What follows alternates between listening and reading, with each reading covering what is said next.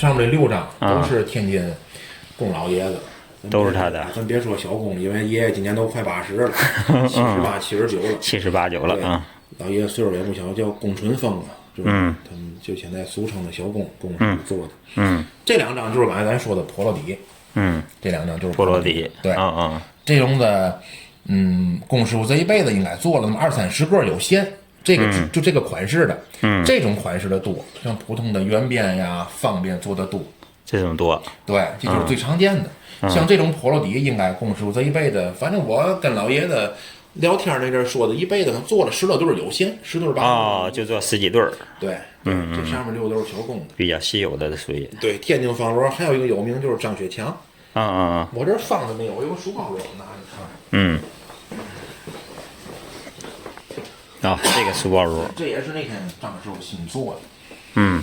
老料，这笼子就是老料新做吧。这料都10多年了。你看这新做的笼子皮色就那么深了。对，证明它料已经很老了。对。老料有一个缺点，接口不好接。接口那儿。接口不好接，接不好就阴阳口，特别不好接。对。接口不好弄。